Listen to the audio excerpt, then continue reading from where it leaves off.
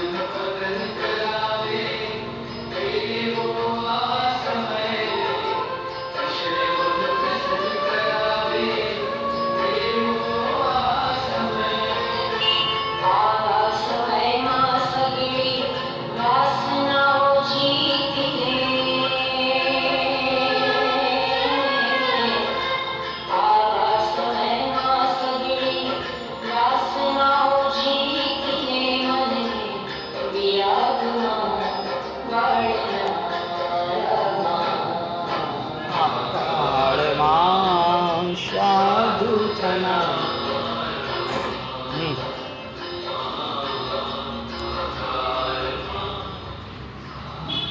बस परमात्मा से नित्य यही प्रार्थना करें कि हमारा जीवन उच्च विचारों से जुड़ जाए। ठीक है, चलो पचखान उपवास को मेंटेन करने वाला, जगत को मेंटेन करने वाला, परिवार को संभालने वाला, यदि अंदर छिपा हुआ आत्मा है तो आत्मा को संभालने वाला कौन है?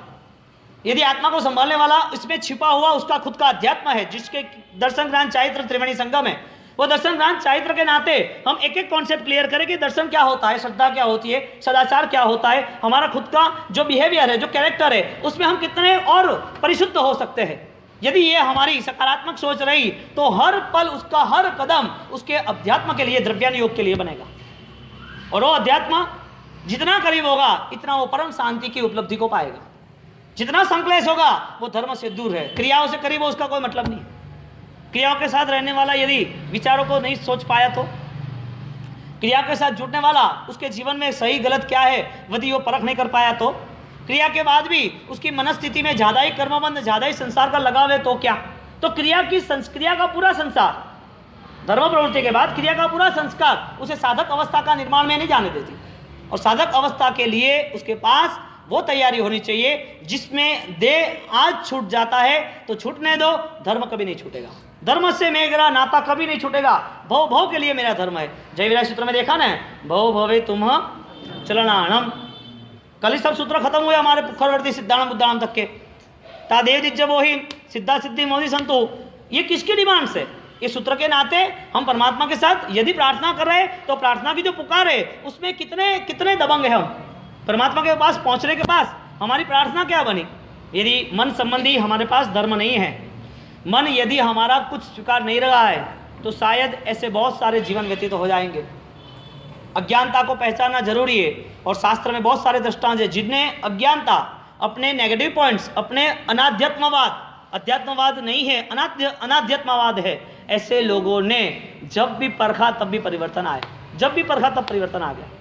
आपको पता चलता है कि ज़्यादा नमक वाली चीज़ होती है और आप खाते हो तो आपको पता चल जाता है ये बहुत खारा बनाया है।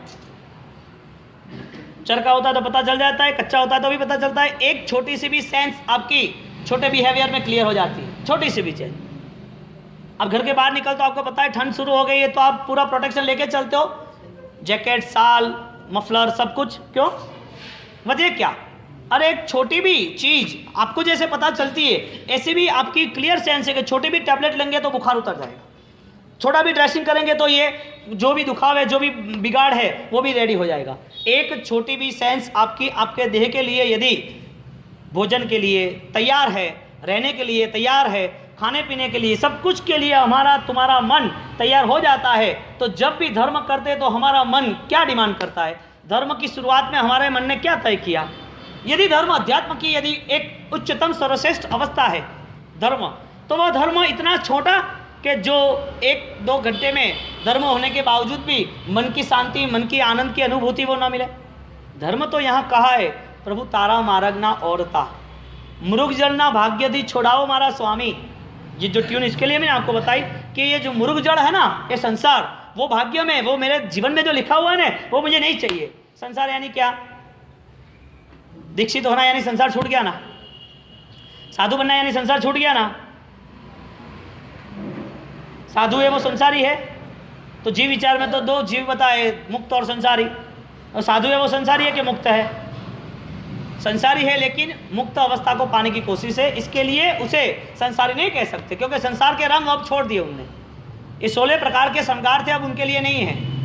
एक आत्मा ने अपने अज्ञान को पहचान लिया। आज मैं वो स्टोरी कहने जाता हूँ जिसमें आप खुद तय करना कि इस आत्मा में इतना मूलभूत परिवर्तन आ सकता है, यदि उसमें आ सकता है तो मुझ में क्यों नहीं। एक आत्मा, एक व्यक्ति, उसके जीवन में शादी हुई। शादी होने के बाद 2 भाई थे। एक भाई साधु बन चुके थे। मैं बात कर रहा हूँ आपको भवदेव मुनि की। भवदत्त मुनि की दीक्षा हो गई, साधु बन गए। उसी गांव में वो आए। गांव में आने के बाद भैया की उसी दिन शादी हुई जिस दिन भाई महाराज आए, और भाई महाराज घर पे गए। शादी का पूरा काम निपट गया और दोपहर को वो आ गए घर पर। घर में सब शादी ब्याह वाले चले गए थे और जैसे भैया घर पे आए ऐसे खुश हो गए। दोनों भाइयों की यारी तो बहुत लंबी थी। भवदत्त और भवदेव मुनि एक दूसरे का अगाध यानी कि बहुत प्रेम था और वो प्रेम के नाते जैसे ही भवदत्त मुनि दो भाई में साधु भगवंत आए घर पर और उनको पता नहीं कि शादी ब्याह हो गई, वो तो भाई को लेने के लिए आए थे। जब भी गांव में आए तब भी सब मुनिवरों ने बोला था आपका वैराग्य ऐसा जोरदार है कि जिसके हिसाब से अब आपके भाई को आप लेके आओगे। दूसरे महाराज बोले अरे उनका भाई तो उनको देख के आ जाएगा। तीसरे महाराज बोले अरे वो तो संसारी है, कहना तो पड़ेगा ना। चौथे महाराज बोले अरे कुछ कहने की जरूरत नहीं है, प्यार किसे कहते हैं, जिसके पीछे आया है वो प्यार है, वो जाएंगे और उसके पीछे आ जाएंगे। ये सब बातें सुनते सुनते उनने मन बना दिया था मेरे भाई को लेके आऊँगा मैं, सब भगवंतों की बात सुन के। और यहाँ पर गोश्री जाते हैं और गोश्री जाने के बाद गोश्री वेर के पात्रा वहाँ रख के आ जाते हैं। देखो संस्कार, पात्रा रख के आ गए और पात्रा जैसे रखे और वहाँ से वोर के निकल गए और वो पात्रा घर पे रह गया। एक पात्रा वो तुरंत वो हाथ में लेके दौड़े, भैया पात्रा पात्रा गोश्री का पात्रा। उनको पता है, सुन रहे, पीछे मुड़ू क्यों, मैं तो लेने ही आया था, मेरा टारगेट क्लियर करना था। और वो लेके निकल गए और जब पीछे भैया के पीछे वो दौड़ रहे, नई शादी हुई है, शादी का एक ही दिन, तो अभी तो एक ही दिन भी नहीं हुआ है, जरूखे में नागिला बैठी है। माता पिता ने सोचा कि ठीक है भैया आए मिल लो, जाके आओ, पात्रा देके आते हैं, साथ में बैठ के भी आना, बहुत दिनों के बाद मिले हो, सब बातें कर लेंगे। उपाश्रय में गए और उपाश्रय में जाने के बाद मुनिवर सब खुश हो गए, वाह रे वाह, ये होती है धर्म की प्रभावना, इसे कहते हैं धर्म आराधना, इसे कहते हैं सच्चा प्यार, इसे कहते हैं ज्ञान। ये जीवन, ये व्यक्ति, ये उसके भाई को लेके आ गया। और भाई जैसे आ गया, वाह रे वाह भैया भवदेव आप भी गजब हो, आपके प्यार के पीछे आप ऐसे दौड़े आए जैसे आप तो सब कुछ भूल ही गए, आप इतने सोने गहने पहन के आगे सब झट के आए हो, आपके पूरे श्रृंगार को लेके आए हो। सही में आपकी जो त्याग की भावना है वो दिख रही है। ये सब सुनते सुनते भवदेव को कोई बोले नहीं, शाम तक घर पे आए नहीं, रात तक नहीं आए। घर में मम्मी ने सोच लिया कि भैया है, बहुत दिनों के बाद मिले हैं, अब बातचीत करते होंगे, सब बातें चलती होगी उनकी छोटी बचपन की वगैरह वगैरह। दिन हो गया, सुबह हुई, वापिस से आए नहीं। नागिला तो सोच रही थी अभी आया, वो तो वो किसे कहेंगे। अभी माँ बाप, माँ ने बोला कि आप जाओ अभी लेके आओ, फिर रंग चढ़ गया तो मुश्किल हो जाएगी। हालांकि रंग चढ़ता ही नहीं है ज़्यादातर, महंगा गहना तो कमजोर लोग कैसे पहनेंगे। आ जाओ हाँ, आगे नहीं बैठे, आज बहुमान आई है। हाँ तो बस थोड़े दिन ही बहुमान करने हैं, अभी क्या है, फिर तो रिक्शा लेनी है। आ जाओ, चलो पहले बहुमान कर लेते हैं। चली गई। आज ये भाव जो मिला है, आज ये अवसर मिला है, जो चांस है, उस चांस में यदि कुछ करना चाहे व्यक्ति, तो पहली उसकी शुरुआत है कि मुझे खुद को इस बंधनों से मुक्त होना है, मुझे मेरे अज्ञान के बंधन से मुक्त होना है। और वो अज्ञान का बंधन एक ही है, मैं सही निर्णय नहीं कर सकता। आपके पास निर्णय शक्ति है तो आप अपने जीवन से कुछ भी करो, वो बात अलग है। निर्णय शक्ति यानी कि आपके लिए पाप कर्म क्या है उसकी सोच है और पुण्य कर्म क्या है उसकी भी सोच है। पुण्य पाप के कर्म के साथ आपका शाश्वत जीवन क्या है, शाश्वत परिणाम क्या है, शाश्वत यात्रा क्या है, वो भी आपको पता है। यानी कि आपकी एक सोच तैयार हो गई, आपकी एक आंतरिक स्थिति तैयार हो गई कि आपके मन में एक डिसाइड कर दिया आपने कि ये कितना मेरे लिए उपकारी है, ये कितना सही है, ये करना चाहिए नहीं करना चाहिए। आपके यदि लिस्ट लगाई जाए पूरे दिन भर की, तो आप कितना सेटिंग कर सकोगे। पूरे दिन भर की लिस्ट लगाई जाए तो आप कितनी चीज़ को आप अवॉइड करोगे कि क्या क्या मेरे लिए करने लायक नहीं है। यहाँ पर कोई भी चीज़, कोई भी व्यक्ति, कोई भी वस्तु यदि पावरफुल है, चीज़, वस्तु या व्यक्ति कोई भी पावरफुल है, तो पावरफुल है इतना ही मर्यादित है, इतना ही इनफ है कि वो चीज़ भी वो सही मायने में रिजल्ट ला सके, सफलता तक पहुँच सके। कोई व्यक्ति कलाबाज है, उसमें कला है, चाहे राइफल की, चाहे डांस की, चाहे स्केटिंग की, चाहे स्विमिंग की, चाहे जूडो की, कोई भी कला है उसके पास, वो कला होने के बावजूद वो सफल बन सकता है। वो कला में परिश्रम करेगा, पराक्रम करेगा, जंग छेड़ेगा और जीतेगा, तो ही उसको पुरस्कार मिलेगा। कला होना वही मर्यादित है कि कला में जीत होनी वो जरूरी है। कला में जीत होनी जरूरी है। एक छोटी सी चीज पेट्रोल है लेकिन गाड़ी में यूज ना हो ऐसा हो तो क्या करना? वो पेट्रोल आपके पास है, रख दिया, क्या करना? आपके पास पैसे है लेकिन दवाई करनी है लेकिन आप पैसे यूज नहीं कर रहे, वो पैसे का मूल्य क्या है? आपके पास भोजन है लेकिन आप भूखे ही रह रहे हो, भोजन नहीं कर रहे हो, आपको भूखा ही रहना है कि नहीं, मुझे भूखा रहना है। अब आपको परेशानी है, दवाई लेनी है, अब भोजन ही नहीं करोगे तो बीमार रहोगे। चीज सामने पड़ी है, उस चीज में शक्ति है, वो चीज उपयोगी है, वो चीज उपयोगी होने के बावजूद यदि आप सही ढंग से यूज नहीं कर रहे हो तो वो चीज उपयोगी होने के बावजूद भी आप यदि नुकसान कर ही रहे हो तो उसकी मूलभूत वजह आप ही हो। कोई भी चीज कलाबाज है, किसी भी वस्तु में कौशल्य ज़्यादा है, किसी भी व्यक्ति में कौशल्य ज़्यादा है, लेकिन कौशल्य मर्यादित नहीं है।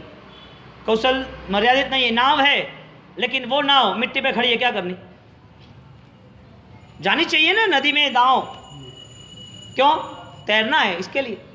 एक तीर है योद्धा के पास, और तीर होने के बावजूद भी उसे निशाना नहीं आया तो क्या करना? तीर का भी। उसके पास गन है, राइफल है, लेकिन राइफल के बाद भी उसे ऑलरेडी पता ही नहीं चलता कि मुझे इसकी सुरक्षा कैसे करनी। चीज होने के बावजूद, चीज में कौशल्य, कला और पावर होने के बावजूद भी वो व्यक्ति अपने दिमाग से इमेज नहीं कर सकता तो वो चीज भी उसके लिए कोई उपकारक नहीं है। इस चीजों के नाते यदि हम ये दृष्टांत के नाते यदि ये मन बना सकते हैं तो फिर मनुष्य जीवन यदि ये चीज है, वस्तु है या व्यक्ति है तो ये देह है, उसकी सफलता क्या हो सकती है? ये मिलना वही इनफ है, ये सिर्फ हमें मिल गया है, वही इसका कार्य है। इस देह को सिर्फ अंदर उसको 24 घंटे के लिए 12 घंटे में खाना पिलाना, नहलाना धुलाना, कपड़े पहनाना और समाज में रहना, 2-4 नाम दिए, ये 50 किलो का मांस का लोचा घूमना, इतना ही जीवन है कि उससे आगे का कोई जीवन है? उसके अलावा कोई जीवन है? मैं कहता हूं कि गन है और व्यक्ति को पता नहीं चलता कि गन से क्या करना। तीर है, नित्यदेनदार को पता नहीं चलता कि निशाना क्या लगाना। भोजन है, पता नहीं चलता कि भोजन कैसे करना। पैसा है, पता नहीं चलता कि उसका यूज कैसे करना। देह है, पता नहीं चलता कि कैसे यूज करना। तो इस देह में ऐसा कौन सा कौशल्य है जो इसको आप सकारात्मक और सफलता के तौर वहां तक पहुंचा सकते हो? इस देह में ऐसी कोई शक्ति है? हाँ है। इस देह में यदि मोस्ट इंपॉर्टेंट यदि कोई अमूल्य कोई इसमें धरोहर है तो वो है विचारों की। विचारों की धरोहर, विचारों की शक्ति, विचारों का स्रोत, वो आपके लिए मूलभूत आपकी अवस्था और आपके निर्णायक परिबल को खड़ा करता है। यदि वो वैचारिक स्रोत नहीं होता तो हम हमारे खुद के नित्य अनित्य, शाश्वत अशाश्वत, प्लस माइनस को सोच नहीं सकते।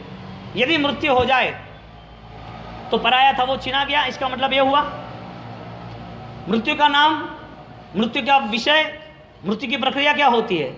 आप मानते हो कि मेरा देह है, मैं चल गया, मैं मर गया, मैं जल गया, दुनिया कहती है कि अब वो नहीं रहे, ये दुनियादारी है। लेकिन धर्म कहता है जो पराया था वो पराया है। आप क्या मानते हो? आप किसके साथ जुड़े हो, अपने के साथ या पराये के साथ?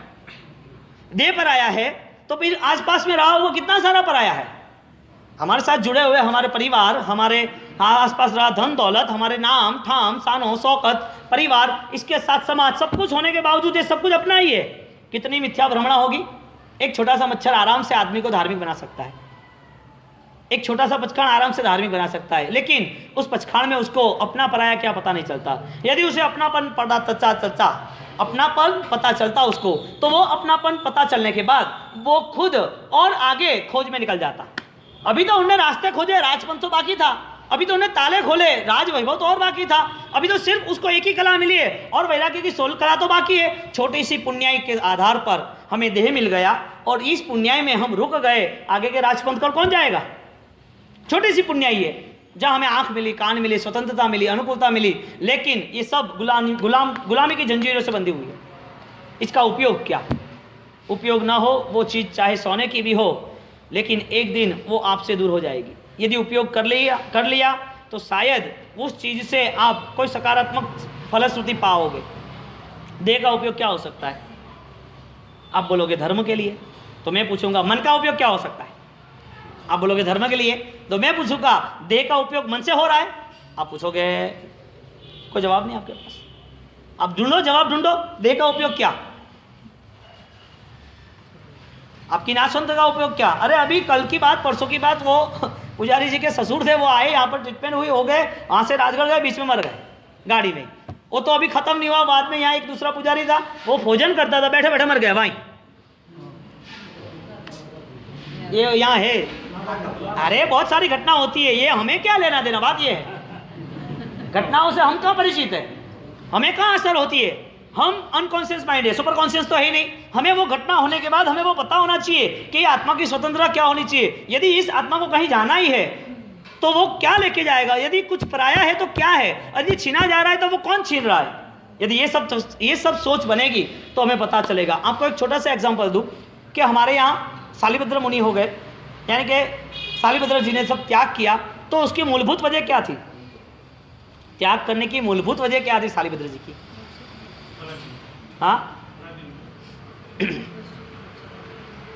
शालिभद्र ने छोड़ा क्यों? वैराग्य आया इसके लिए, है ना। मेरा पर कोई है, वैराग्य आया, पराधीनता आया। आपके पास इतने सारे कॉन्सेप्ट है ना, लेकिन पता नहीं कि वो टच क्यों नहीं होते। मैं जवाब खाली पूछना मांगता था, आपको सब पता है। छोटी सी बात है, सिंपल है।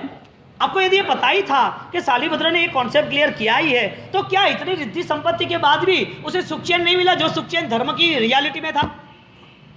यानी कि एक बात सही है कि संसार के जितने भी योग मिले हैं वो पराधीन है, वो पराये हैं, आज नहीं तो कल आपके पास से छीने जाने वाले हैं। जब तक आपके अज्ञान को आप नहीं जान सकोगे, जब तक आपकी पराधीन अवस्था क्या है उसकी सही ढंग से आपकी गहराई तक सोच नहीं बनेगी, तब तक आपका एक कदम भी अध्यात्म के स्तर पर चलता नहीं। आप ठीक है, आपकी जिंदगी जी लो, लेना देना कुछ नहीं किसी को भी। आपका जीवन खत्म हो जाएगा, बहुत सारे जीवन खत्म हो जाए, बहुत सारे लोगों को भी खत्म हो जाने वाले हैं। कितने जियोगे, कितना जियोगे, किसके लिए जियोगे? जियोगे फिर पाओगे क्या? ये सब सोच वो आपके जीवन को बदल सकती है, लेकिन ये सोच पत्थर के लिए नहीं है, जीवंत व्यक्ति के लिए है। पत्थर के लिए क्या? पत्थर के लिए कुछ भी नहीं है। आप पत्थर के ऊपर सिंदूर चढ़ाओ, केसर चढ़ाओ, पानी चढ़ाओ या आग लगाओ, वो थोड़ी चिल्लाएगा। जड़ है ना, जीव है, जीवंत है, रियलाइज है, जिससे संवेदना होती है, जिसमें लागणी और असर होती है, उसमें परिवर्तन होता है। और जिसमें ये परिस्थिति नहीं है वो पत्थर जैसा कई सदियों तक वहां का वहीं रहा है। आज हम ये सोच रहे हैं कि एक शालिभद्र जिसके पूर्व के पुण्य के आधार पे, एक साधु के दर्शन के आधार पे उनके विचारों में मूलभूत परिवर्तन आया कि मुझे त्याग करना ही है, वो त्याग का बल ऐसा निर्मित हुआ कि उन्होंने पूरा संसार लात मार दिया। शालिभद्र के पूर्व के भाव में कुछ भी नहीं था, लेकिन जब भी मिला तब भी पूर्व के संस्कार साथ में थे। पूर्व के भाव से भी ज्यादा था, फिर भी उसकी आकर्षण नहीं रहा, उसके प्रति कोई लगाव नहीं रहा। और जब भी त्याग करना था तो लात मार के निकल गए कि मुझे नहीं चाहिए। एक भिखारी होता है ना, वो अपना फटा टूटा कपड़ा भी छोड़ नहीं सकता, और एक राजपाट भी छोड़ने के लिए एक आदमी तैयार होता है। व्यक्ति दोनों सेम है, लेकिन दोनों में डिफरेंस क्या है, क्या फासला है, इसके हिसाब से छोड़ दिया। यदि वैचारिक सोच यदि गुलामी से मुक्त होने की है तो जीवन में परिवर्तन कितने मूल तक आ सकता है। जीवन का परिवर्तन यदि चाहना ही है, जीवन का परिवर्तन यदि हमें लक्ष्य साथ तय करना ही है, तो हम क्या क्या सोच रहे हैं। हमारे सामने जो भी घटना बन रही है, बच्चों की, बीवियों की, परिवार की, पति की, पत्नी की, दुकानदारियों की, खाना पीना दे, सब कुछ, इसमें हम कहाँ है, हमारी जिम्मेदारी क्या है। हम यदि एक आत्मा है, ये जन्म लिया है, ये जन्म के नाते देह का बोझा है, देह के बोझे के नाते विचारों का भी बोझा है। देह और विचार और परिवार सब साथ में रहने के बाद एक मेरा भी अस्तित्व है, जो मेरी आत्मा है, जो जगत पूरे को पता है।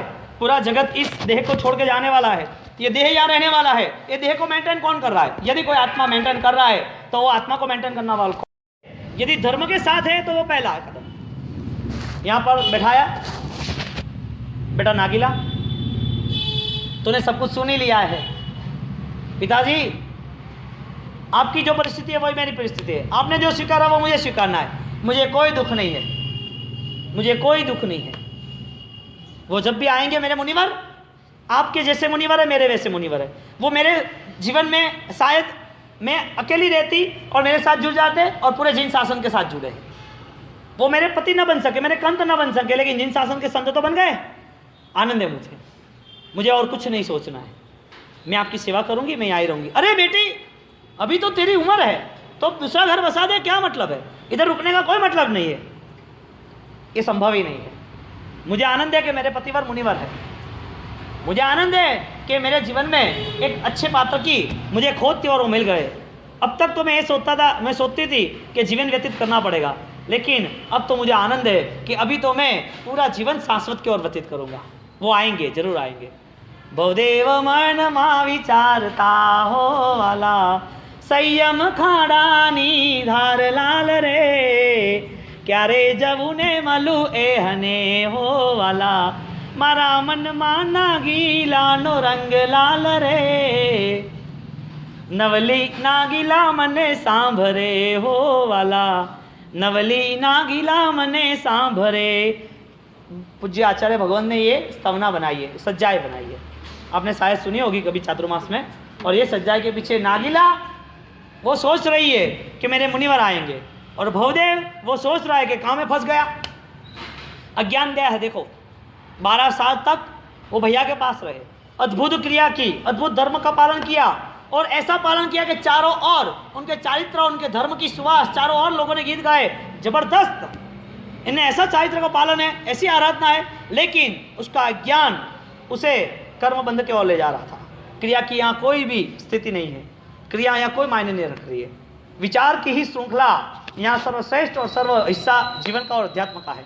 विचारों की श्रृंखला के नाते 12 साल जब भी परिलन करता तो नागिला क्या करती होगी, खाता हो तो नागिला ने क्या खाया होगा, नागिला मेरे बिना कैसे जीती होगी, नागिला अभी क्या करती होगी। वो रात भर सोते नहीं थे, चलते उठते बैठते एक ही विचार, नागिला नागिला नागिला। कौन है? जिन शासन के संत हैं, लेकिन मन कहाँ पर है? गुलाम है, स्वतंत्रता नहीं है, फ्रीडम फाइटर नहीं है, मन गुलाम बन गया। और वापिस ऐसी ऐसी अनुष्ठान होने के बाद अंतिम चरण पर जब भवदत्त मुनि मृत्यु के करीब आ रहे हैं तो रात को 12-2 बजे उठा रहे हैं, भवदेव भवदेव बस मेरा अंत समय है, मुझे समाधि चाहिए, मुझे धर्म के अच्छे अच्छे विचार दो, धर्म की बात बताओ। ऐसी रजुआत की जिसके हिसाब से परम आनंद की अनुभूति भैया को हुई। उनने समझाया ये दर्द कर्म का उदय है, इससे शायद हम जुड़े या न जुड़े कोई लेना देना नहीं है, हमारी आत्मा से जुड़े रहना वो जरूरी है। दर्द से जुड़ गए तो संसार निर्मित होगा, दर्द है लेकिन जुड़े नहीं रहे, मन को विसर्जित किया, दर्दों को, अज्ञान से दूर होना वही हमारा धर्म है। ऐसी मीठी मीठी बातें कह के अध्यात्म का रंग और मजबूत करके भैया की परम समाधि हुई। रात को 3 बजे समाधि हुई, दे चला गया। भवदेव भवदेव करके उनको बोला कि भवदेव अब तेरा जीवन तो संभालना, मैं तो जा रहा हूँ, तेने मुझे साथ दिया इसके लिए धन्यवाद है। 3 बजे पता चला कि भैया अब देह काल मृत्यु आ गई है, और तुरंत ही सुबह 4 बजे दौड़ के नागिला के वहां निकल गए। रात भर दौड़ते रहे, सुबह भर दौड़ते रहे, ना कुछ देखा ना कुछ सुना, बीच में कितने जीव मरे क्या मरे कुछ भी नहीं, दौड़ते रहे दौड़ते रहे दौड़ते रहे। अब नागिला मिलेगी कितने साल के बाद? 12 साल। वर्षों विचार मां वही गया हो वाला, मारा मन माछे एनो विचार लाल रे, नवली नागिला मने सांभरे हो वाला। तुरंत निकल गई, गांव में आके बैठ गए। शाम हो चुकी थी, सोचा कि डायरेक्ट घर पे जाऊंगा तो परेशानी हो जाएगी। अब नागिला आए, उसे पकड़ लो और उससे बात कर लो। मैं आपको 12 बजे तक यहाँ बैठा सकता हूँ, समझ लेना। नागिला यहाँ पर, अरे नागिला यहाँ पर शाम को बैठ गई। शाम को वो ध्यान कर रहे थे कि कब आए नागिला, कब आए नागिला, और सब पनिहारी को देख रहा है। नागिला कैसी होगी, उस टाइम तो ऐसी लग रही थी, उस टाइम तो ऐसी थी, अभी अभी पता चलेगा। दूर दूर बैठे बैठे देख रहे थे। 2 छोटे बड़े लड़के थे, उसको बोला इधर आओ इधर आओ। अरे वहाँ उस गांव में वो भवदेव मुनि का घर था ना, हाँ हाँ भवदेव मुनि का घर था ना, अरे वो भवदत्त मुनि जो भैया बड़े थे, हाँ वो, अरे वहाँ उनके माता पिता, उनकी वो एक दूसरी नई औरत, उनका क्या हुआ, सब क्या है, कहाँ है? अरे क्या कहाँ है, कितने आनंद में खुशियों में वो लोग रह रहे, आनंद है वो तो कि कौन कौन है? बस एक ही है। अरे वो कौन है? एक नागिला है, हाँ नागिला है। अरे माता पिता का क्या हुआ? अरे वो तो चल बस है। तो नागिला कहाँ है? अरे वो आती होगी, आप कौन हो? नहीं नहीं मैं तो मुसाफिर हूँ, कुछ नहीं हो, जा जा। अब पता चला अब सिंगल है, रहते कहाँ है, मन बना दिया अभी शाम को नहीं आया तो घर पे जाना ही जाना। पापी को पाप करने के लिए देर होती नहीं है, क्योंकि पाप के विचार इकट्ठे होता है। पापी को पाप करने में कोई देरी नहीं होती है, पाप के विचार बड़े हैं, आग पड़ी है, पेट्रोल पड़ा है, बस उसे ज्वाइंट होने की जरूरत है। और यहाँ तुरंत ही शाम हो गई, नागिला दिखी नहीं। क्या बात है? कुछ वादो नहीं, मैं रात को गांव में जाऊंगा और गांव में जाके फिर उसको मैं लेके आऊँगा, अब यहाँ नहीं रुकना है।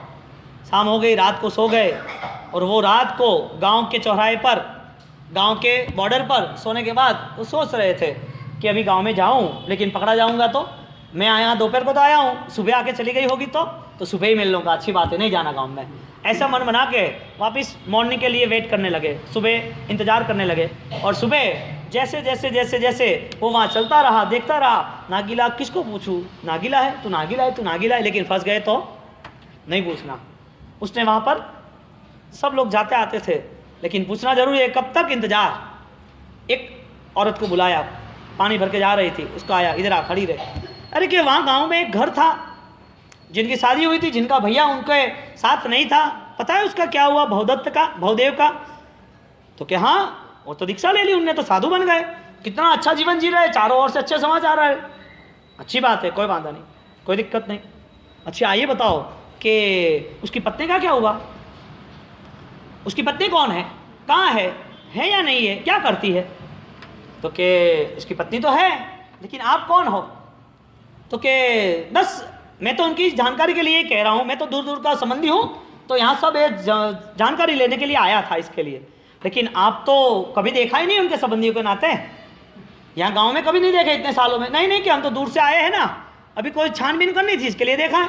दूर से पीछे से एक दूसरा छोटा लड़का आया, और छोटा लड़का आने के बाद छोटे लड़के ने तुरंत वो औरत का पल्लू पकड़ा और चिल्लाया, आंटी जी, अरे चाची चाची चाची, देखो देखो क्या हुआ, जल्दी चलो जल्दी चलो। अरे हुआ क्या है, अरे वो छोटा लड़का बीमार है, वो बार बार वो वोमिट कर रहा है, उसको उल्टी हो रही है और ये परेशान हो रहा है, वहाँ पर रो रहा है, तुम चलो चलो जल्दी से उसको सही करना है। मैं आ रही, तू जा। वापिस उसको पूछा, आपको उनके वहाँ जाना है तो मैं ले जाऊँ। नहीं कि मैं चला जाऊँगा, सिर्फ वो घर में है ना, यहाँ आएगी कि नहीं आएगी, यहाँ भी आएगी, लेकिन आपको पहचाना नहीं, आप पहचान दो तो मैं आपको सब बताता हूँ, कहाँ है, कैसा है, क्या करना है। तो कि कुछ नहीं, कि बस यूं ही मेरे उनको ढूंढना है। लेकिन आप कौन हो, आप कौन हो। मैं कोई नहीं हूँ, मैं ही नागीला हूँ। अरे तू नागीला, क्या बात है, नागीला नागीला नागीला, छोड़, क्या कर रहे हो, तुम्हें नागीला के पास जाना है ना। नागीला तो चली गई उस टाइम, 12 साल के बाद, 12 साल पहले ही चली गई थी। नागीला ने मन ही बना लिया था कि मैं संत का जीवन ही जीऊंगा। तुम्हें कौन सी नागीला चाहिए, नागीला कौन सी चाहिए, संत या संसारी। अरे नागीला ये सब पागल की बात बंद कर, ये तो मेरे फोकट में फंस गया था, मुझे बिठा दिया था, मुझे थोड़ी दीक्षा लेनी थी, तू समझ नहीं रही है, चल घर पर। तुम सोचो तो सही, एक लड़का, छोटा लड़का मुझे कहने आ रहा है कि वो बीमार है, वो उल्टी हो रही है, क्या उल्टी वो खाएगा वापिस, उसको जो उपका हुआ, वॉमिट हुई, उसने जो बाहर निकाल दिया वो खाएगा। तुमने पूरा संसार छोड़ दिया, संसार में मन लगाओगे क्या। अरे तू पागल पर मन कर, सब छोड़ दे, तू घर पे चल। एक अज्ञान दशा, ये अज्ञान दशा, इस व्यक्ति को पता ही नहीं चलता हम कहाँ खड़े हैं। मैं आपकी स्टोरी से ये कहना चाहता हूँ कि हम हमारी आत्मा को किस बंधनों से झगड़े हुए हैं, किस बंधनों से मुक्त हो सकते हैं। हाँ, एक पवित्रता हमारे जीवन में नहीं हो सकती है नश्वरता को देखते, अनित्यता को देखते। ये जितना भी जीवन है, आज नहीं तो कल पिघलने वाला, आज नहीं तो कल बिछड़ने वाला। जो पराया है इसे अपना मानने की वजह क्या, मूलभूत क्या अज्ञान, जो हमारा है ही नहीं। कुछ भी कहो, कितना भी कहो, कितना भी जोर लगा दो, वो आपका नहीं नहीं नहीं, फाइनल नहीं। और नागीला उसको लेके घर पर गई, चलो घर पर चलो। और जैसे घर पर लेके गई और पूरा उपाश्रय दिखाया। अरे कि मुझे उपाश्रय थोड़ी आना, घर पे आना, मेरा घर ही उपाश्रय है, मेरा घर ही उपाश्रय है। मैंने मन बना लिया था, जब भी आराधना, जब भी संसार की कोई भी प्रवृत्ति करती तो पता था मेरे मुनिवर परिलेन करते होंगे, मेरे गुरुवर जाप करते होंगे, मेरे गुरु तपस्या करते होंगे। मुझे आनंद है, मैं आपकी वो छाया को, वो विचारों को, वो कॉन्सेप्ट को लेके मेरा जीवन मैंने ऐसा बना दिया। देखो यहाँ पर साधना के अलावा कुछ नहीं मिलेगा। अरे सब तू भूल जा, छोड़ दे, मेरी माँ और अपन अब नया संसार बसाते चल। उसने बस समझाया उसको, मुनिवर जैन शासन अमूल्य है, जैन शासन में सकारात्मक सोच मिलनी उससे भी ज़्यादा अमूल्य है। जन्म तो हो गया, अब जन्म सफल बनाना और ज़रूरी है। जन्म होना वो तो सामान्य बात है, लेकिन जन्म के नाते आपका जीवन जब पूर्ण होता है तो आप यहाँ से कोई अपनी खुद की मालिकी का हक, एक खोज पूर्ण करके जाते हो। वो खोज आपकी आत्मा की, आपके अध्यात्म की होगी। मुनिवर जो भी जीवन जिया है बहुत बढ़िया है, बहुत सही है। 12-12 साल तक आपने मेरी सोच बनाई, इसके लिए आप यहाँ आ गए, लेकिन 12 साल तक मैंने तो साधना की सोच बनाई। मैं अब पीछे मुड़ के जाना नहीं चाहती। मेरी आपके पूर्ण विनंती है कि आप अभी पूरे जीवन को अध्यात्म से रंग दो, यदि आप मुझे चाहते हो तो। ये बात करके उनके जीवन को, उनके मन को सकारात्मक सोच के साथ, अध्यात्म के साथ अज्ञानता को खत्म किया। और वो अज्ञानता खत्म हुई और मुनिवर वापस गए, भवदेव मुनि वापस गए। 12 साल तक उसने प्रायश्चित किया, 12 साल तक उनका प्रायश्चित चला चारित्र मोहनीय कर्म का। और 12 साल तक जो प्रायश्चित चला, उसके बाद वो देहांत हुए, शिव कुमार के भव में जन्म हुआ, शिव कुमार हुए, शिव कुमार में उनने छठ के पारने छठ किया, दीक्षा लेनी थी, लेकिन वो दीक्षा नहीं मिली उसको, अंतराय आ गया।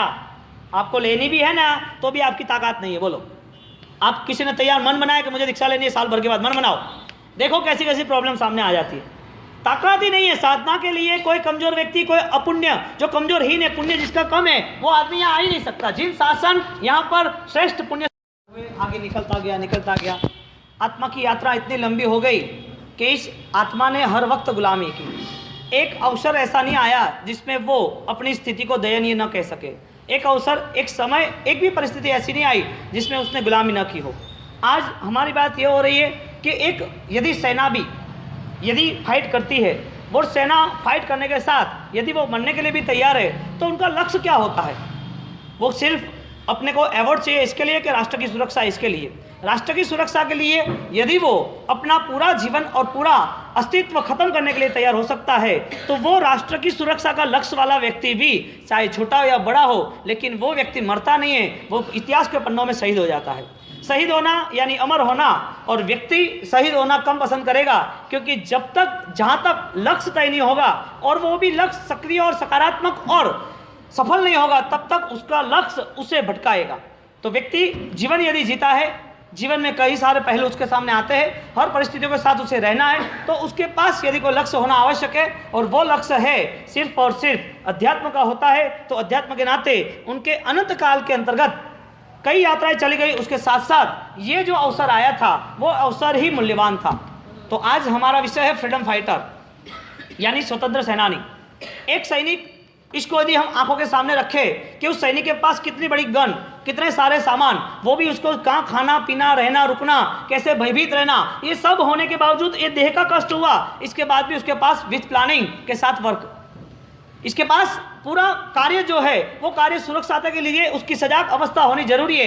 एक सैनिक बनता है, ट्रेनिंग होती है, सैनिक बनने के साथ उसकी जिम्मेदारी होती है, जिम्मेदारी के साथ वो कहीं गलत कदम न उठा ले, वो भी जागरूक अवस्था होती है, और सही कदम उठाने के बाद उसका लक्ष्य पूर्ण होता है, वो भी उसके लिए एक शहीदी का और शहादत का एक अच्छा चुनाव होता है। तो यदि एक सैनिक भी राष्ट्र की रक्षा के लिए इतना सारा चुनाव, इतना सारा बोझ, इतनी सारी परिस्थितियों को विकट होने के बावजूद भी वो सकारात्मक से और सफलता के आनंद के तौर पर वो चला जाता है, जब भी परिवार को मिलके जाता है तब कहता है कि हमारा शायद अंतिम मिलन होगा, तुम खुश रहना।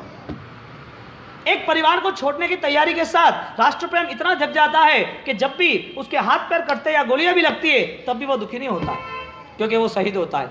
कई जिंदगी गुलामियों में चली गई, कभी भी वो अमर नहीं बन पाया। हमारी आत्मा इस भव, दूसरे भव, तीसरे भव, हजारों भव तक कई देह धारण करती रही, देह के साथ जुड़ा हुआ पूरा संसार परिवार धारण करता रहा। वो परिवार संसार मिला न मिला, फिर भी मन ने बार बार यही डिमांड्स की कि ये चाहिए वो चाहिए। बात हमारी ये हो रही है कि आत्मा की स्वतंत्रता के लिए यदि प्रभु ने कोई मार्ग बताया हो तो वो मार्ग है सम्यक ज्ञान, सम्यक दर्शन का। सम्यक चारित्र की बात अलग है, लेकिन पहले की पूर्व की भूमिका, यदि स्टार्टिंग पॉइंट, यदि केंद्र बिंदु तय किया जाए तो वो शुरुआत है कि हमारी खुद की धारणा इस संसार के लिए क्या है। इस संसार के लिए यदि हमारी धारणा है तो ये धारणा के हिसाब से हमें रिजल्ट क्या मिल रहा है, फ्यूचर क्या है। हमारी खुद की जीवन यात्रा में धर्म को हमने चुना है, धर्म की परिस्थितियों के साथ हम जुड़ गए, तो धर्म करने के बावजूद हमारे जीवन में कौन सा हिस्सा ज्यादातर हमें करीब दिखता है, कौन सा पहलू और मजबूत दिखता है। हम धर्म के बाद भी हमारी सोच धर्म की है या हमारा लक्ष्य, हमारी सोच संसार की है। हमारी स्वतंत्रता क्या होनी चाहिए। परमात्मा महावीर देव के इतने सारे भव भवनों की यात्रा है, यदि सैनिक की बता सकते हैं, भवदेव मुनि की हो सकती है, आगे जाके बहुत सारे भवों की बहुत सारी यात्राएं परमात्मा महावीर देव ने देखी है, और आत्मा के लिए कर्म के बंधन भी बताए हैं। कर्म के बंधन इतने सारे होने के बाद यदि परमात्मा महावीर देव ये ज्ञान न देते तो हमें उसकी पूजा करनी किस वजह से, उनकी पूजा के लिए वो केवली है, वो भगवंत है, वो हम कैसे क्लियर करते हैं।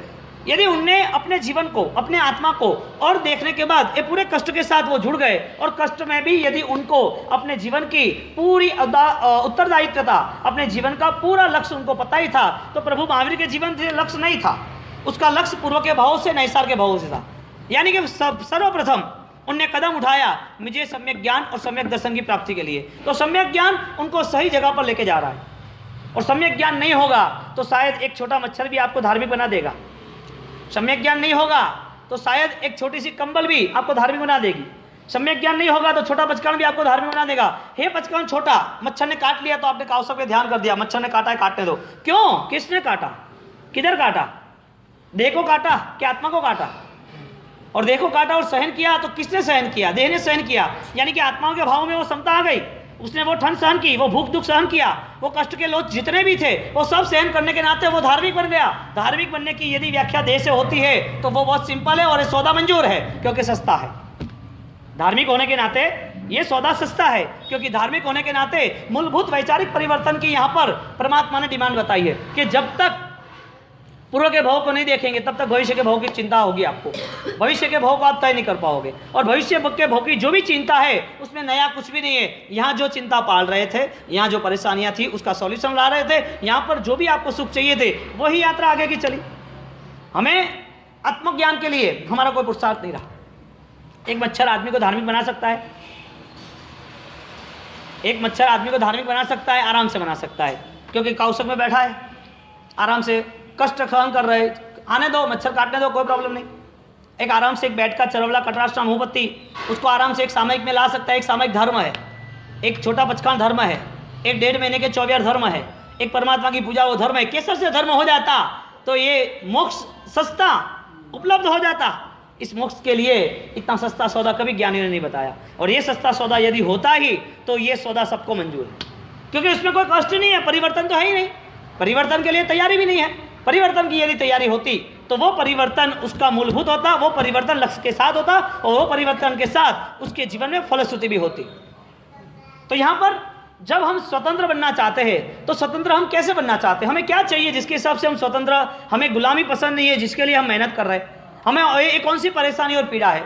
एक व्यक्ति गुलाम होता है और लेकिन वो सहन क्यों करता है? क्योंकि उसके हाथों में नहीं है, वो गुलाम है, जंजीरों से बंधा हुआ है या कोई कायदे से बंधा हुआ है। यदि कोई भय के नाते वो परेशान है तो वो गुलाम बन गया, लेकिन वो गुलाम हुआ इसका मतलब क्या? उसके पास पराक्रम नहीं था, वो गुलाम क्यों है? उसके पास कोई प्लानिंग नहीं था स्वतंत्र होने का। हाँ, स्वतंत्रता का प्लानिंग नहीं था तो ही गुलाम है ना। और गुलाम उसे पसंद नहीं है, गुलामी पसंद नहीं है, उसे खुद का स्वाभिमान पसंद है। वो मर जाएगा लेकिन झुकेगा नहीं। यहाँ से कोई सैनिक यदि कोई दूसरे विरुद्ध राष्ट्र में कोई गलत जगह पर किसी ने उसको किडनैप कर लिया, पकड़ लिया हो, तो वो क्या आदमी अपने जान बचाने के लिए पूरे देश को बर्बाद कर देगा? वो मरना पसंद करेगा लेकिन झुकना नहीं पसंद करेगा। यदि ये होता तो आज पूरा राष्ट्र देखने जाओ तो कितने आक्रमण हुए और धर्म परिवर्तन कितने भी हो जाते। लेकिन जो योद्धा थे, जांबाज, उनने लक्ष्य बना दिया था, जंग छेड़ दी थी, उसके वजह से उनने मरना पसंद किया, कितने भी कष्ट आए लेकिन मातृभूमि का जो भी उपकार था उसके प्रति उनने मौत सहन कर ली। ऐसे लोगों के इतिहास बन चुके। मैं ये कहना चाहता हूँ कि यदि हम इस जन्म में फ्रीडम फाइटर बन जाए तो 1947 के जितने भी सेनानी थे उसको फ्रीडम फाइटर कहते हैं कि स्वतंत्र सेनानी थे, स्वतंत्रता के लिए जंग छेड़ी थी और जंग के लिए वो लोग शहीद भी हो गए।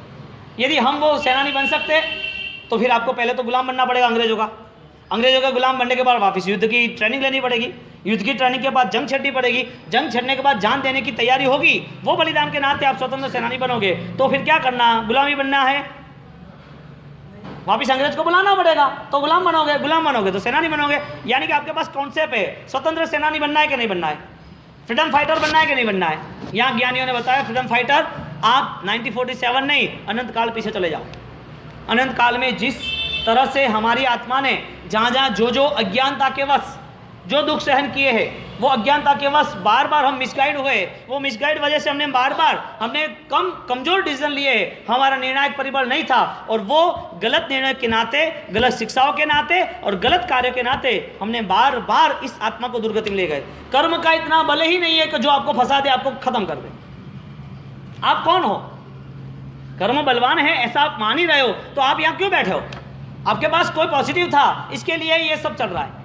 यदि कोई नेगेटिव था तो फिर आपको यहाँ बैठने की जरूरत ही नहीं थी, आपका जीवन खत्म हो जाता। कई लोग छोटी उम्र में खत्म हो गए, कई लोग 20-22 साल में मर गए, कई 5 साल में मर गए, कई गर्भों में मर गए, किसी का जन्म भी नहीं हुआ है। आप यहाँ क्यों बैठे हो? आपने कोई धर्म किया था, इसके वजह से आपका यहाँ अस्तित्व है और वो धर्म आपको जाने अनजाने भी हुआ थे, वो धर्म कराने वाला कोई था। ये धर्म आपने किया तो कई बार ऐसे भाव भी आए, पॉजिटिव एनर्जी भी आई कि जिसके हिसाब से आप आत्मा के करीब पहुंच पाए। लेकिन ट्रेनिंग कम रही, ट्रेनिंग पावरफुल नहीं रही, ट्रेनिंग कमजोर रही और कमजोर ट्रेनिंग के नाते जब भी आत्मा का बल विकसित हुआ तब आप डर गए या तो फिर पीछे मुड़ गए।